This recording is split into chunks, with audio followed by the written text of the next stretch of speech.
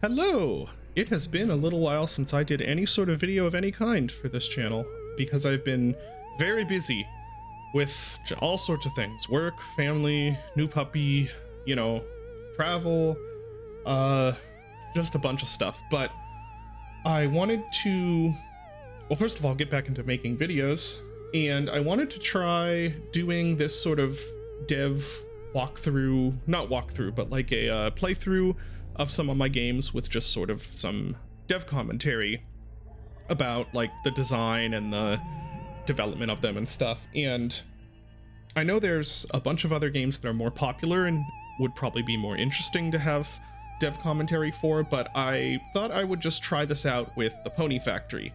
I don't know why. It just sort of, I don't know, it feels right somehow. So I'm gonna do a playthrough of this. It's not very long. Should be, I don't know how long this video will be, but around 30 minutes or so, I think. And just kind of talk a bit about the game. So, and I will also read the story aloud for those of you who are listening and not watching. So, Winston arrived at a solution to the moral decay of his town. He called out to Hell in a secret candlelit room one evening, and Hell answered him. The human body, Hell promised. I'm sorry, I'm messing up my own story. The human body could, Hell promised, be twisted, stretched, and broken into a kinder, more equine shape. The human heart molded into something less human. Winston's town, now filled with the cruel and the ignorant, could instead be filled with magic ponies, if he could provide a factory in which to make them. Winston thought they could be beautiful, gentle, and good. Hell had other plans. So here we are, in the Pony Factory. This was originally made for the very first DreadX collection in 7 days. It was, the deadline was kind of loose, but I made it, I pretty much stuck by the 7-day rule. Notice to all employees, review your timetable at the end of each Friday, as shifts may change or be redistributed from week to week, and staff turnover may vary significantly as sinners are identified and corralled. Similarly, each Monday before clocking in, you must report to the security wing for moral examination. Employees with a sin reading of .07 or higher will not be permitted to enter until they have become more chaste. Failing multiple examinations may be grounds for termination. Employees are also required to remain virtuous in our sight throughout the work week. The interior ambient sin level may not exceed 7% of the facility's total moral fiber. Management will be making every effort to insulate this facility from the outside hedonism, and exterior sin levels are expected to drop as more of the population are changed into magical ponies. So yeah, this was originally made for the very first DreadX collection, and I really wasn't, I had loose plans of maybe doing a standalone release, but the priority for that was Squirrel Stapler, and I felt like this, maybe I wasn't going to do it after doing the Squirrel Stapler standalone, because this wasn't as popular as Squirrel Stapler and isn't quite as interesting as Squirrel Stapler, and I thought it just wouldn't be worth the time. But then situations came up where it turned out this would be a good idea to do. I was able to hire my brother to help me with some stuff, and that worked for him because he needed some work at the time, so it just worked out for everyone. The Maximalist V4 automatic bolt gun. Traditionally, livestock is dispatched one at a time at close range, but is that livestock are dispatched? I think that's a grammatical error, isn't it? Oops. But our studies have found that this method is inefficient for the rapid harvesting of horse parts necessary for the mass production of magical ponies. A faster, more reliable method is needed. To this end, we have developed the Maximalist V4 automatic bolt gun, or ABG V4. Boasting the accuracy and fire rate of a military assault rifle, a 40-round capacity, and ergonomic magazine design for quick reloading. This tool makes it easy to kill or incapacitate multiple animals in rapid succession from any range. So, oh right, there's a pony scare. So this version, the one that's on Steam, is it's just kind of spruced up in a whole bunch of different ways. Fixed some bugs, added some features, and one of those big features is this settings menu, because the original didn't have any sort of settings menu. And the save, it saves the saves whatever map you're on, which the original didn't have that. So the idea about, we're gonna have our first pony encounter here. Sorry, I was looking over at my levels to make sure that's not blowing them out. So part of the idea, the main idea behind this, was to do a game that sort of messed with the Doom 3, you know, having a weapon and a flashlight but not being able to use both at once thing. And it wasn't just that you're supposed to be blind when you have a weapon out.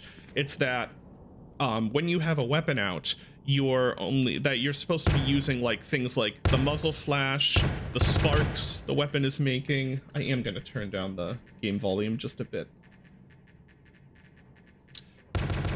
Yeah, that looks a bit better. All of those sort of things, or like the light that enemies are creating when they attack, or you know, whatever silhouettes you can see, and sound, and all of that stuff is what you're using to track enemies during firefights. And I just found that really cool in Doom 3, even though a lot of people thought that sucked and was annoying. And so I wanted to make a game that sort of showed why I think it's cool. I don't know if that worked for everyone, but I'm pretty happy with the results. I think there's a lot more that could be done with the basic idea of using all of these different other methods of trying to track enemies during combat, but yeah, I'm proud of how it turned out here. Notice to all employees, we have identified a number of minor leaks in the liquid lightning holding tanks. Liquid lightning is the main catalyst in the process of whimsical flaying. While management assures us that lightning cannot travel through the air, physical contact with any visible pools of lightning on the ground could expose you to dangerous levels of electrical skin-peeling whimsy. Please use the utmost care when moving through affected areas until the maintenance staff are able to fashion a mop capable of absorbing electricity. So, one of the big things I wanted to do is double down on... You don't actually have to walk slowly here, you can just run past them. I wanted to really like double and triple down on the idea of this being a horror comedy. In the original release, really it was just the premise. There weren't any notes or anything. So it was just sort of the comical nature of the premise that made it funny, but this was always supposed to be like just really stupid. The whole premise was supposed to be really dumb. Care of that. So when I went about writing these notes, I wanted it to be as like as clear and obvious as possible that nothing that occurred here was a good idea. Like from the very beginning, everything that happened was just obviously a really bad idea. So, and that's why, like, I think one joke that the people I've watched playing it, at least, it doesn't quite land, but like on that previous note, it was supposed to be funny where they're like, yeah, so management has assured us that lightning doesn't travel through the air, because obviously lightning travels through the air. It's like, it's just supposed to be like the level of management lying their ass off, and the level of like, all of this is just really stupid and a very bad idea. It's supposed to be like at the maximum. So anyway, notice to all employees, please use caution and respect when circumnavigating the precarious death pit, and remember that it is here for your safety. Once again, it's so on the nose stupid and obviously not correct. To me, that's really funny. Like, I find that funnier than if it were like subtle, I guess, with the satire, just having it be like, yeah, you're literally working for hell, and they're like putting death pits in stuff. If the sins outside become so great and so numerous as to evoke the wrath of God, the precarious death pit can be jumped into to ensure a quick and fatal escape from divine retribution. I forgot how front-loaded this was with notes, and part of that is because I had all of these points I wanted to hit with the notes and had a limited level space to hit them when I did the standalone. So that enemy type, the crawling ponies, they're really just meant to be sort of a surprise and a way to get you used to firing the gun, get you used to the game mechanics. Because there's not really much gameplay to them other than just holding down the fire button. And if you have a larger space, you can sort of backpedal too. But the main gameplay, oh yeah, this tutorial, half the time people go through the door before they notice it. But again, it was limited level space. Let's see, there's ammo and health and stuff just hidden everywhere, so technically you could run out of ammo and be soft locked, but the idea is that there's so much just hidden behind random things and in different places, and there's a ammo cap of I think it's 2 magazines if I remember correctly.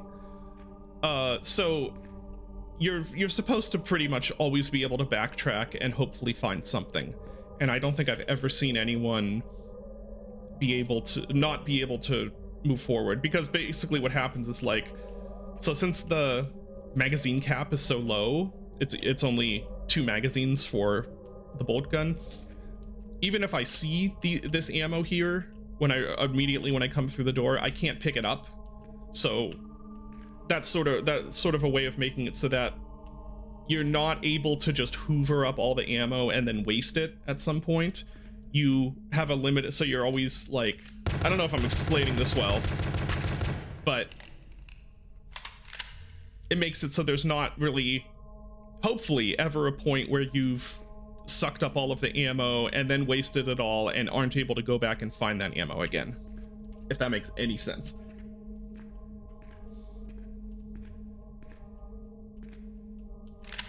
Oh, a fun, I don't know if this is fun, this track actually was originally written to be an ambient track in Rats for Breakfast, if anyone remembers that, which ended up just not working out, unfortunately. But oh, look at that, the pipe is clipping through. I didn't notice that before. Oops. So this is just, I thought it was kind of creepy to just have him standing there just completely still, and it's sort of like, is that an alive thing? And then as soon as you shoot him, he comes to life. Ah, there we go. Yeah, see, that's a good example of what I mean, where it's like you're using hints to track the enemies. Like, it was just a little hint of like the blood splatter and him silhouetted by the light behind him. Oh, right, I forgot about him.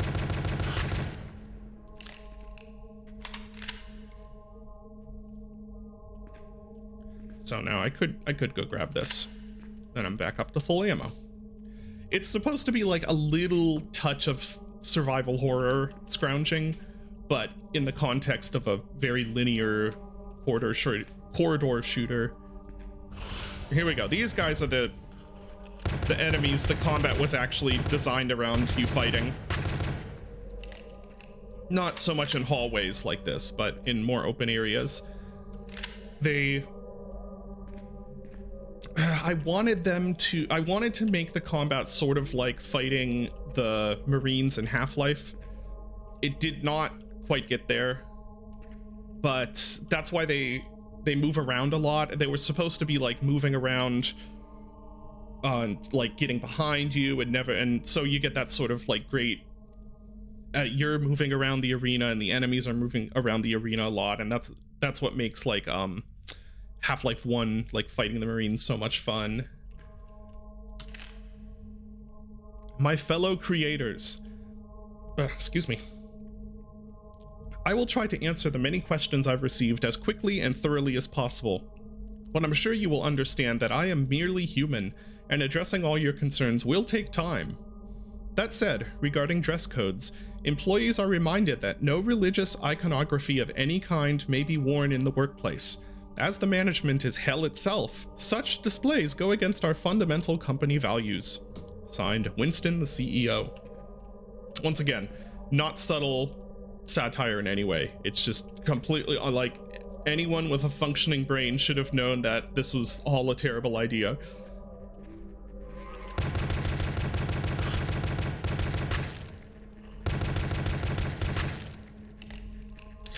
Those enemies also were a little bit inspired by like the xenomorphs in the AVP games in I mean, they're I guess just in that they're a fast four-legged enemy.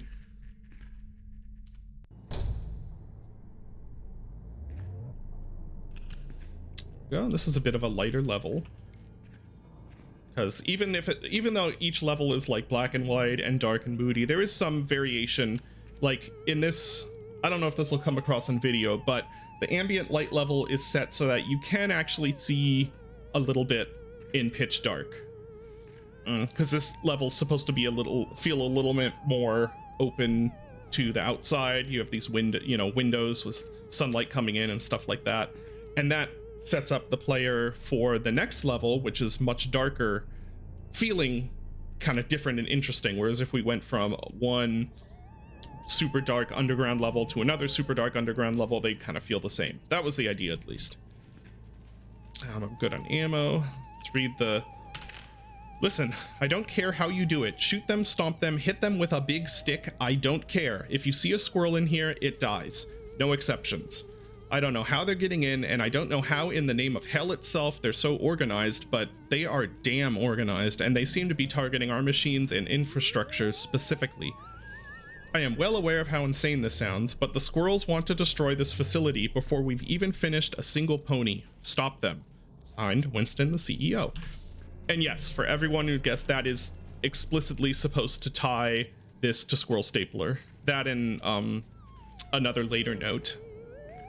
Because this, Squirrel Stapler, and Butcher's Creek all take place in the same universe.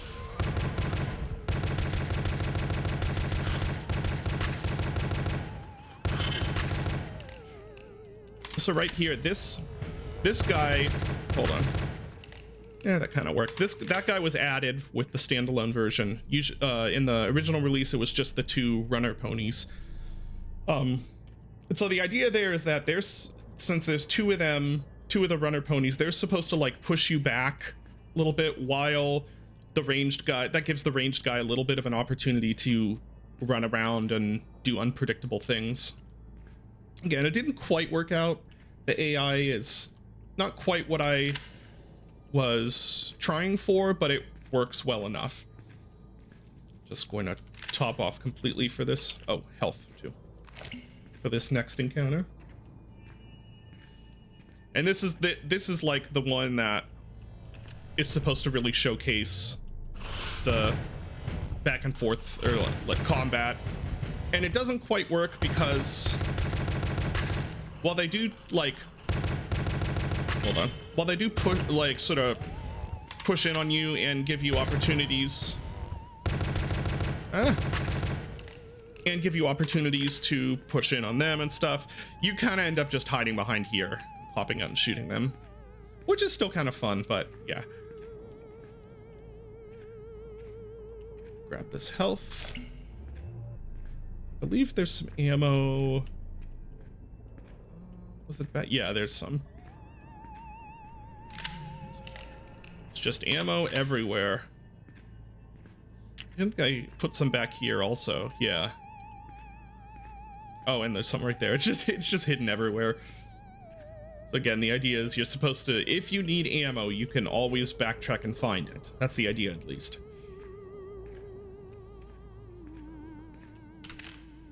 Brandon, I know this job can get repetitive, and when you get bored, you make mistakes, so remember the 4+1 4-0 trick.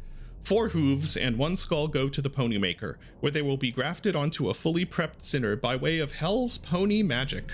Then, 4 hooves go to the glue maker, where they will be processed into pungent glue, the fumes of which are pumped throughout the facility to encourage everyone to remain in the proper headspace, and the remaining skull gets thrown in the incinerator. Got all that? 4 hooves and a skull to the pony maker, 4 more hooves to the glue maker, 1 skull to the incinerator. It's as easy as drinking to forget. Rick. I personally thought that the glue thing was hilarious, and I always laugh when I think about that, because there's no discernible reason for it. They're just like, yeah, you know what, everyone's gonna be in the proper headspace if they're high on glue fumes.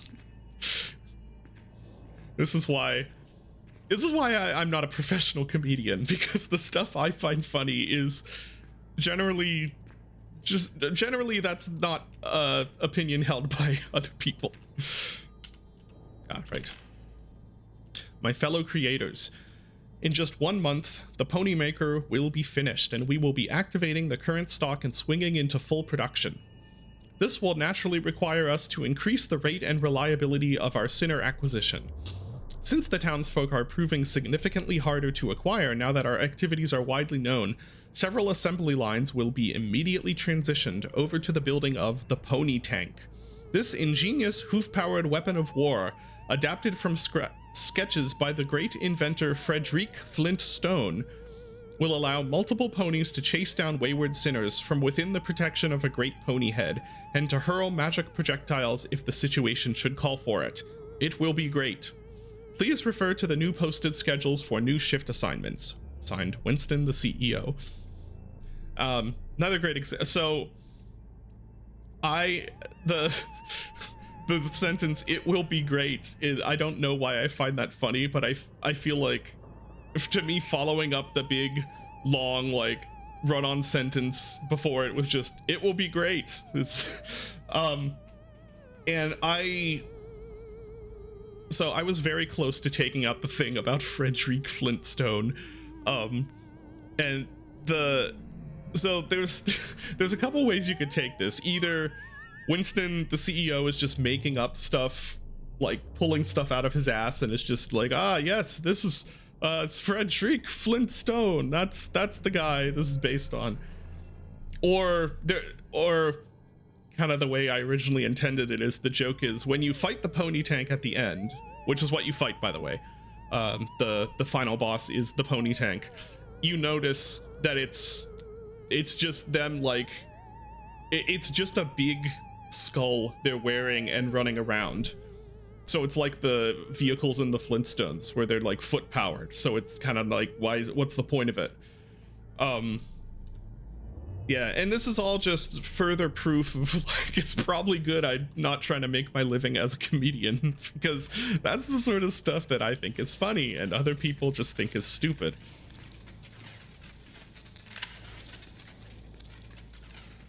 This is one of my favorite visuals in the game. I thought it turned out looking really nice. This electricity, and like, it looks very old school, like black and white sci-fi, like I don't know, it makes me think of like Buck Rogers, because I used to watch that a bunch when I was a kid. And so there's a lot about this game that I'm proud of. I'm gonna backtrack for a sec to point out a few things. There's a lot about this game that I'm really proud of from sort of a development standpoint. Like I said, this was made in 7 days, pretty much on the dot. Although the standalone version obviously was not there. The added stuff took longer than 7 days. But so I made a lot of use of, like, doing the most I could with what I had. For instance, all of these control panels are made up of assets that I had on hand. I had this valve, here, let's see. I had this valve asset. So there's like one big one and 2 scaled down ones. These lights are actually the light bulb asset, just scaled differently. This is a gauge asset that I had for putting on things, and these handly, whatever these things are, actually, let's get up close and see. These are tiny little pipes. So yeah, there's two variations of these control panels. See, this one has, oh, and let's see if I can get those right there are scaled down barrels to make those. So I made these two versions of control panels just with whatever I had, you know, to use. And similarly, no, not this, sorry. Yeah, similarly, these things up here, the body is a scaled, it's like a squashed barrel. There's a pipe. There's those like insulator things are the same ones that are on the machine here.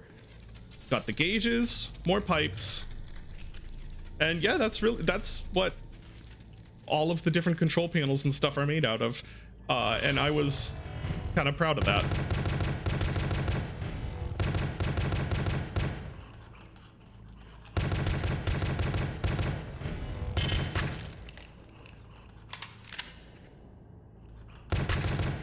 There we go.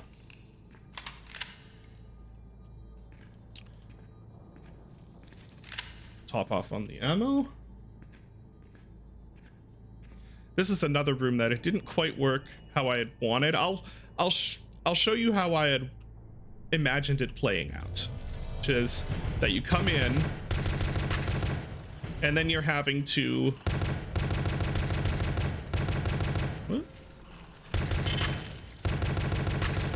there. Then you're having to kind of press forward and be mindful of cover and of these things as you're advancing, and sort of dynamically changing where you're taking cover from the enemies and stuff. And it does kind of work that way if you push into the room. The problem is that there's no motivating reason for you to push into the room. So pretty much everyone who I see play this, they wait right here and they keep coming out, which again is fine. It's still relatively fun. I guess I should also talk about, like, I did the standalone version, so why didn't I improve some of these things or change, you know, some of the level layout and stuff to make it work better or improve the AI, which is a good question.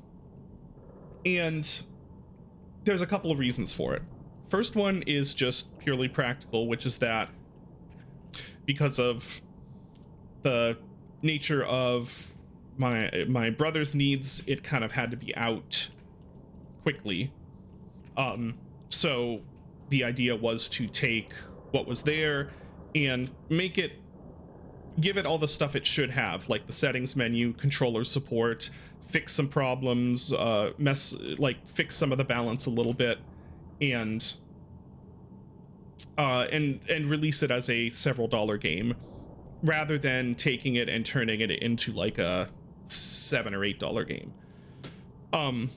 The second reason is that, and I did here, hold on, let me kill this guy real quick. Yeah, see what I mean? Pitch black. So this was also kind of a thing with Scroll Stapler, where some ammo hidden back there. I don't know if anyone else knows that. I kind of didn't want to fix what wasn't broken, in the sense that, like, I was happy with how this game turned out as a little bite-sized thing, and I didn't want to go in and start messing with stuff and maybe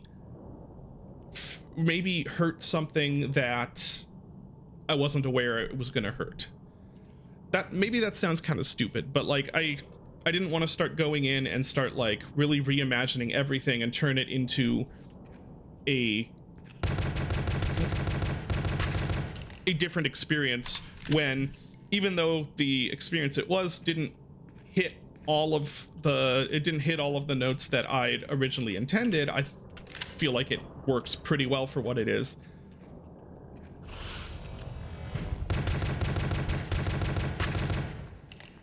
So you could chalk, I guess, like the uncharitable reading of it is I took the lazy way out. I don't see it that way. For me, it was like kind of a difference between polishing up what is there and making it a good little few dollar standalone game is something that I know we can do in this amount of time, and that I know will be worth it for the amount of time and work being put in. Whereas, yeah, once again, this is sort of like, if you push up, it's a pretty fun encounter. If you hang back, it kind of can turn into just taking pot shots for a while.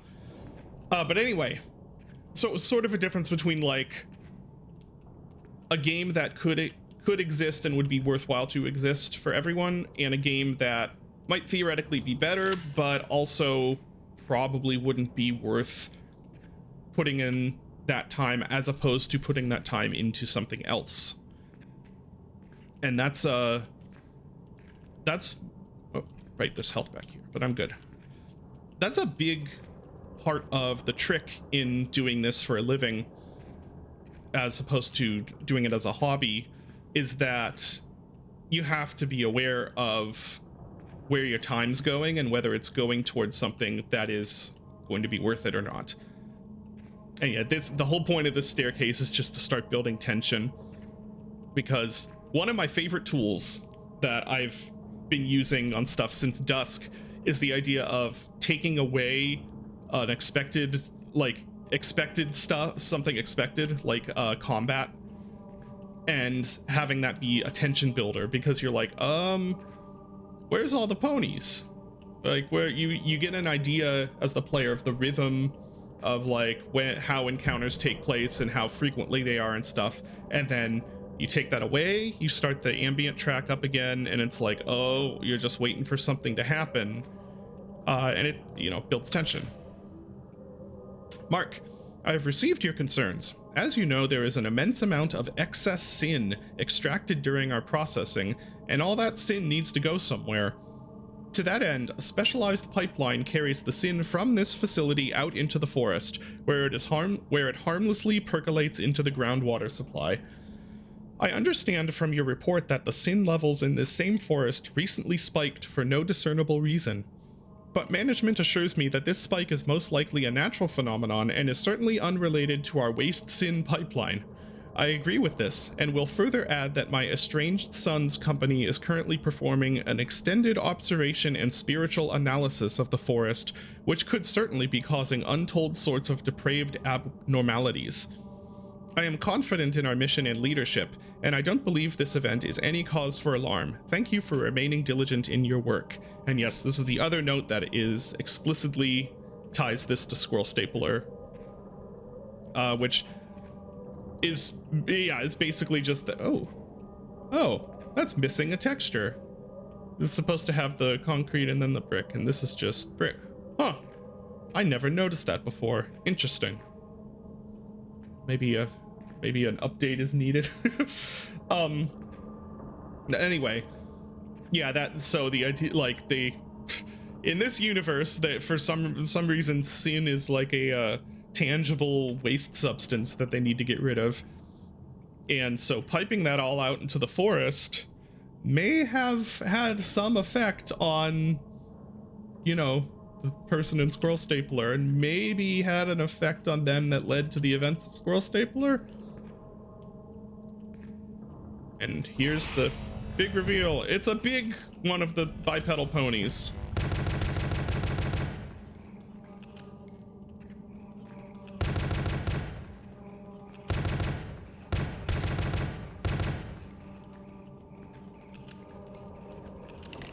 Load.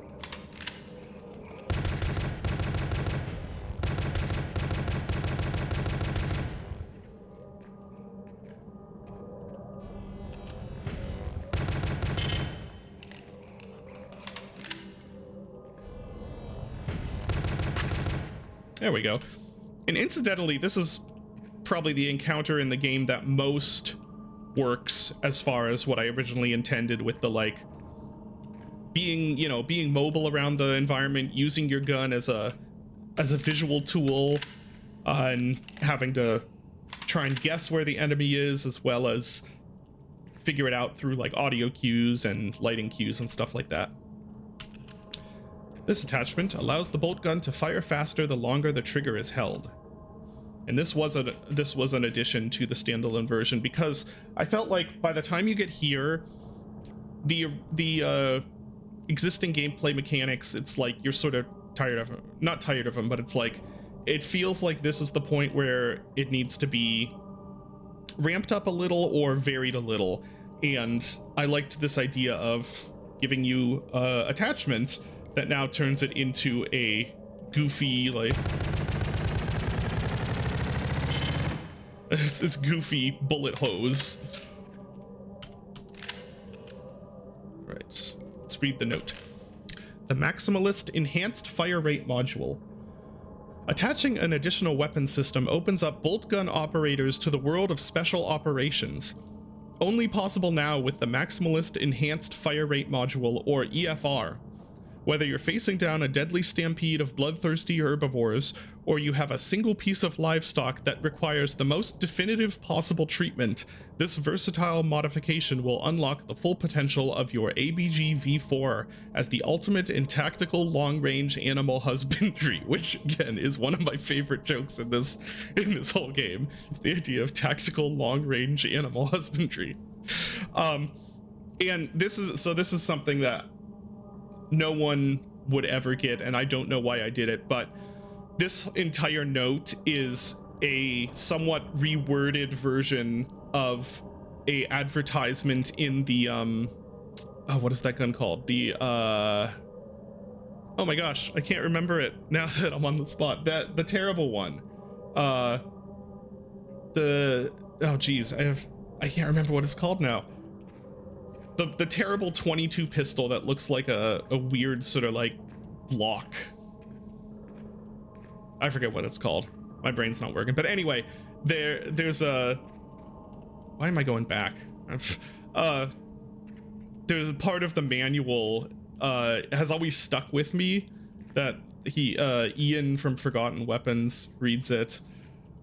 And just the wording is so awkward and weird, and it's always stuck with me, so I just copied it for this thing. Okay, watch. I love this visual here. Not that.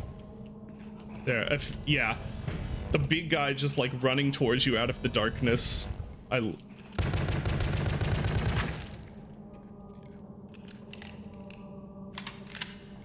So anyway, I was saying like, yeah, that's a big part of like the business side of being a solo indie developer, is being aware of like, where's your time going, and what, having to make the guesses of like what is worth putting the time into and what isn't. And in this case, I felt like the concept of Pony Factory was best suited for this tiny sort of one playthrough game, and really wasn't up for, or not up for, but it really wasn't gonna work as well or be something that would kind of be built upon and have that make it a significantly better product. It's very possible I was wrong about that though, because these are just like, you have to guess. And for me, I felt that both that hold on one sec, let me read this. Frick. Notice to all employees, over the coming week we will be installing the magic friendship energy from hell inside the Pony Maker. This marks the final step in pre-production, after which we will use the Pony Maker to activate all prepared magic ponies and swing into full production. As this energy emanates from the depths of hell itself, it casts shades of light never before seen in this dimension. If you see hues and luminosity hitherto unglimpsed by the sight of mortal man, this could signal a critical leak, and should be immediately reported to your supervisor. Oops. But yeah, anyway. So here are the prepared ponies. I don't know that I can explain why there are still prepared ponies if they activated them all, but yeah, it's fine. Willing suspension of disbelief. And here's probably the like in a game filled with really stupid notes, this is probably the stupidest one. What have I done? The ponies! They have all gone mad! This is not magical friendship energy from the depths of hell itself at all! It is pure sin! From the depths of hell itself! Twisted to resemble wonder and whimsy! How could hell betray us like this? Oh no, they are coming! No! No! Ah! Ah! Signed, Winston the CEO. Again, very stupid. I think it's funny. So now we get to backtrack through the levels. This was my quote unquote genius idea for extending the game and getting as much as I could out of just a little, which is that now you have to backtrack through the levels and there's new enemy placements and new pickups. So I can use the same arenas and same like places and just have you coming in from a different side to make it a little bit different, and also have different enemy placements to make it a bit different. And at the same time, you now have the magic hell friendship energy from hell itself. So you're getting not there. Not here, apparently. But you're getting some actual color thrown into the black and white world, which I think looks cool.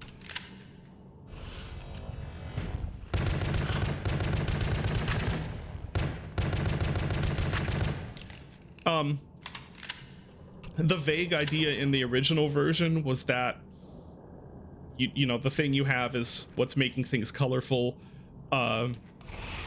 So yeah. And the addition of this attachment kind of changes the, this is a good example. It makes it so you can kill guys a lot quicker and kind of makes the game more arcadey, which isn't necessarily a bad thing, but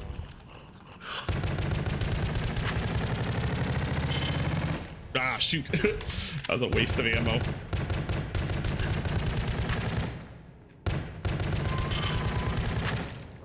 And I am out of ammo. Thankfully, there's plenty of ammo around. Let's grab that, and I think there's some up there that I didn't grab.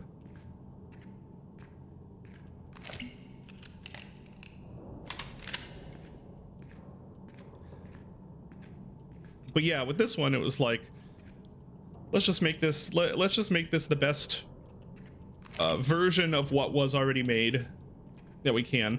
With Scroll Stapler, it was like, I didn't feel that I wanted to, there was anything more that I could do with that. Like, I felt like it really did the concept as best as I could, and with the standalone release, I kind of just wanted to make sure I sanded off some of the rougher edges that annoyed people. Like the pacing in the original version was always a little off, so I added stuff like the drinks and the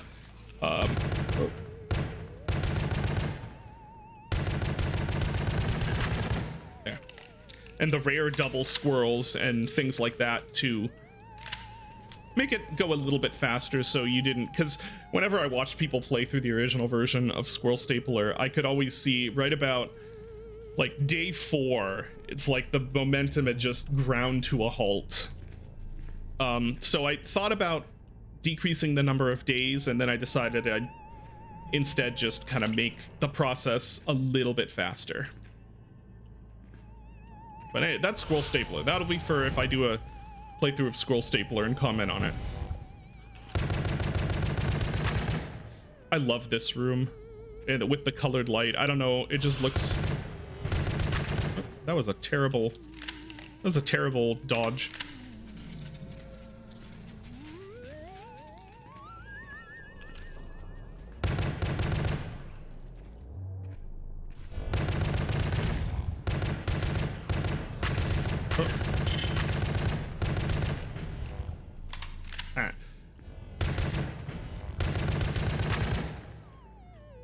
Yeah, I think it would be really cool at some point to try again with this basic combat idea of, like, you know, everything being highly mobile and dynamic. Yeah, I love how these areas look with the gold lighting. This one too.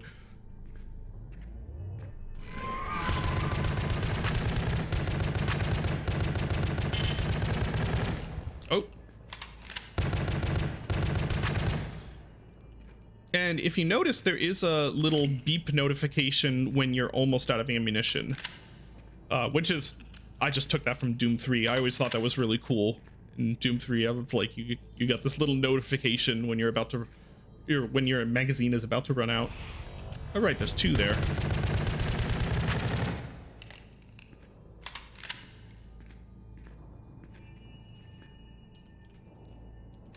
Grab the ammo, keep going, and we have this nasty trick here.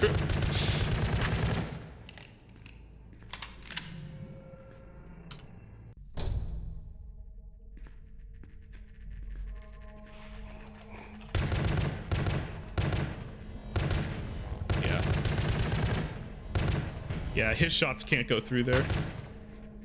They're too big.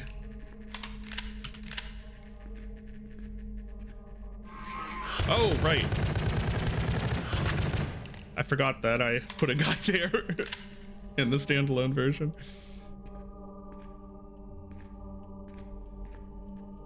Use some more health. And all of the pickups are completely different on the trip back. Actually, I did it kind of the stupidest way possible, where these are all, it's just a copy of the map. It's not the same map, it's just, I literally just copied the scene and then made the changes in it, because that was what was quickest development wise. And it didn't really cause any major problems, just some little things like, oh, you probably can't see it here. There's one shelf where I added a note in, and then I forgot to take out the prop in the second version, where the note was in the second version of the map. So, like, when you come back through, there's a bucket on top of the note. It's like,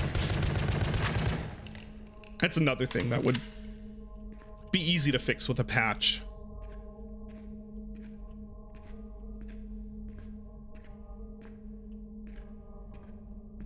And I tried to piece all of the enemy placements so that it's kind of messing with your expectations in different ways.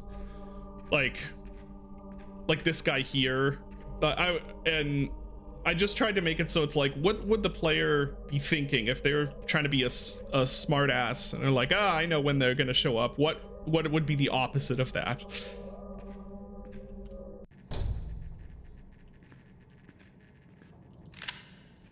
Oh, there's another one. That paintbrush probably should be moved. That's odd though, because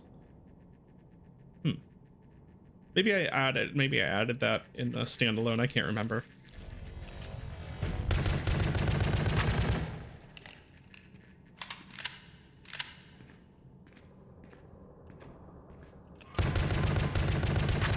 And I know, like, right around here, it's like, now once you start this level, it's like, I feel like the momentum is lagged a bit.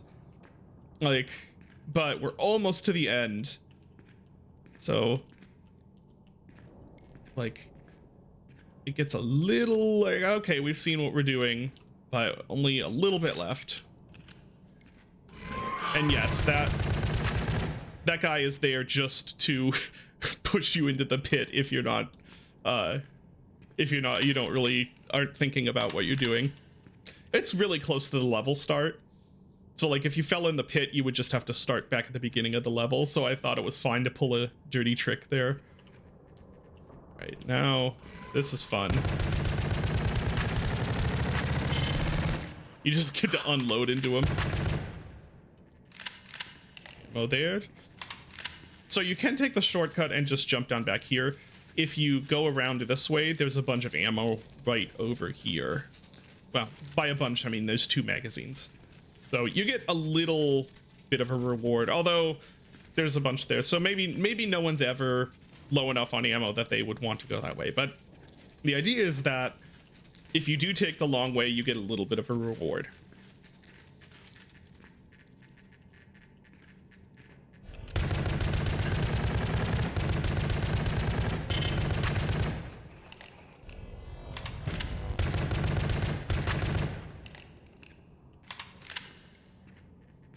Ammo back here.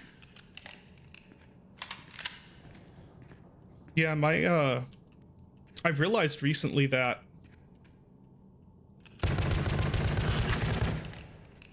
I've spent a long time basically doing these. So I did the Squirrel Stapler standalone. I did oh no, even before that I did like the bonus levels for Chop Goblins. I did Squirrel Stapler standalone, I did this standalone, and then right now I'm working on Butcher's Creek, and all of those are basically taking existing stuff I'd already done or had started on a while back and just trying to polish it up or, you know, change it in some way. Like, I haven't really worked on a brand new original like original project for at least a year, probably more like a year and a half, and I really am ready to like, I'm ready to work on something brand new that I'm not just having to be really aggressive about that, like, cost benefit analysis. Like, like, should I do this? Is that gonna take too much time? Is it worth it? Like I said, it's a really important thing to keep in mind, but sometimes it's also fun just to be like, you know what, I'm just gonna do a thing that I think is cool.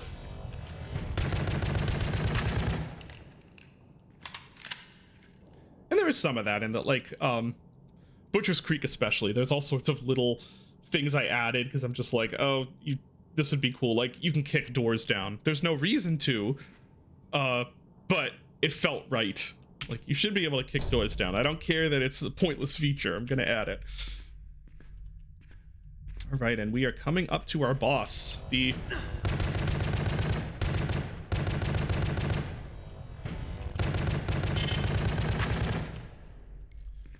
original game, or the original release, did not have a final boss. And I don't like, I've talked about this before, I don't really like bosses. So I don't usually add them unless I feel like they're really necessary. In this case, I felt like it really needs a final boss. So here's your final boss.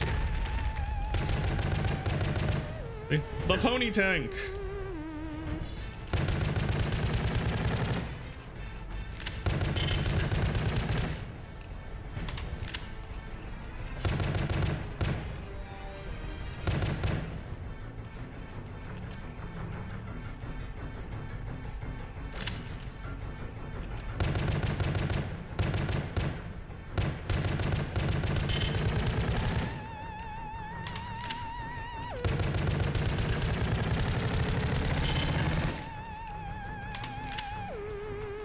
Oh, this isn't good.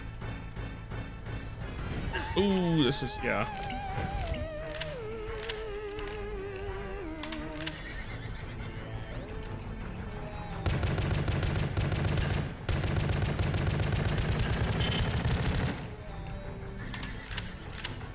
I am low on health. Oh, I took that health already.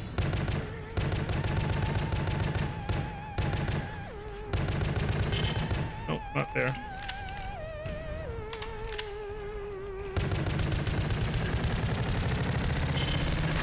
There we go.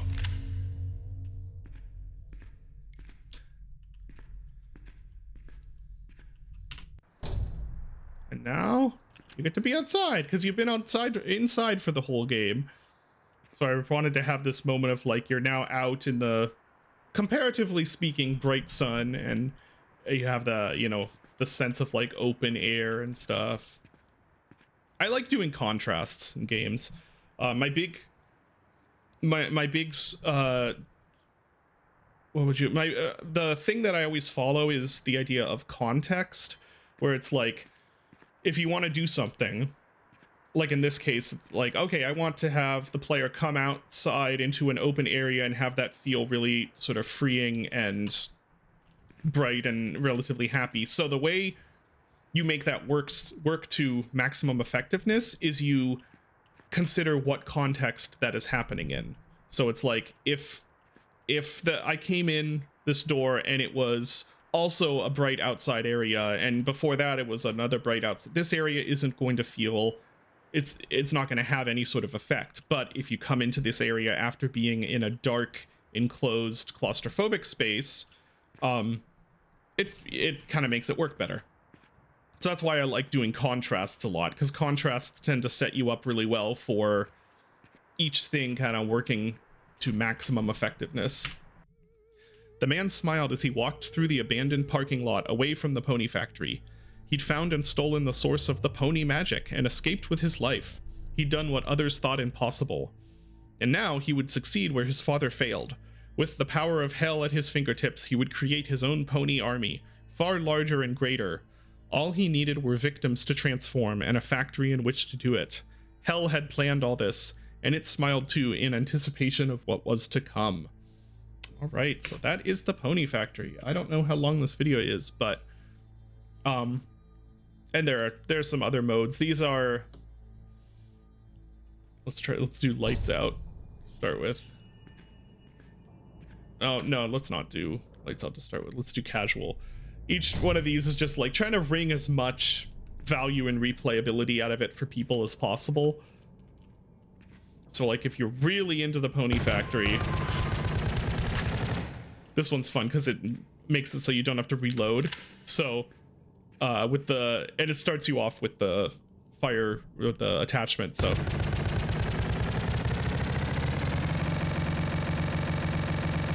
it's just really fun to do.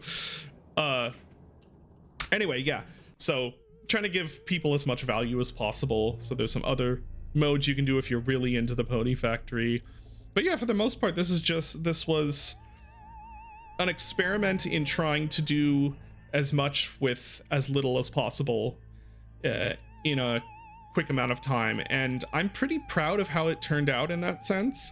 And the standalone, this standalone version, I'm also pretty proud of how it worked. Like it's a small few dollar little game, but it's you know all the settings you need. It has full controller support.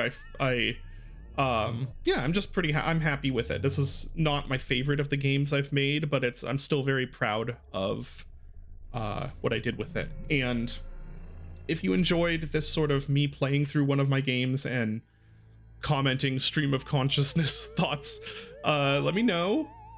If you didn't, let me know, I guess, what you'd like to see instead, and hopefully I'll see you guys again sooner rather than later. Bye.